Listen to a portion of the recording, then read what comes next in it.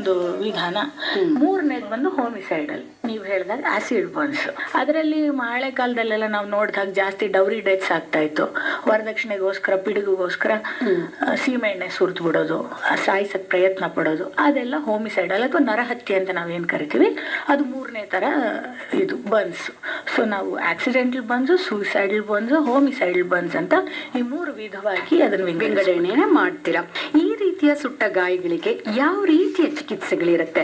ಅದರಲ್ಲೂ ಈಗ ವಿಂಗಡಣೆ ಮಾಡಿದಾಗ ಚಿಕಿತ್ಸೆನೂ ಬೇರೆ ಬೇರೆ ರೀತಿಯಲ್ಲಿ ಇರುತ್ತೆ ಅಂತ ಅನ್ಸುತ್ತೆ. ಸೊ ಅದ್ರ ಬಗ್ಗೆ ಹೇಳೋದಾದ್ರೆ, ದೈಹಿಕವಾಗಿ ನೋಡಕ್ ಹೋದ್ರೆ ಹಲವಾರು ಚಿಕಿತ್ಸಾ ರೀತಿಗಳು ಅಲ್ಲಿದೆ. ನಮ್ಮ ಪ್ಲಾಸ್ಟಿಕ್ ಸರ್ಜನ್ಸ್ ಯಾರಿದ್ದಾರೆ, ನಮ್ಮ ಸುರೂಪಿಕಾ ಚಿಕಿತ್ಸಕರು, ಡಾಕ್ಟರ್ಸ್, ಪ್ರೊಫೆಸರ್ಸ್ ಎಲ್ಲ ಇದ್ದಾರೆ. ಇವಾಗ ಎಲೆಕ್ಟ್ರಿಕಲ್ ಬರ್ನ್ಸ್ ಅಲ್ಲಿ ಏನಾಗೋಗಿರುತ್ತೆ, ಕೈ ತೀರಾ ಎಲ್ಲ ನಜ್ಜು ಜುಜ್ಜಾಗೋಗಿರುತ್ತೆ.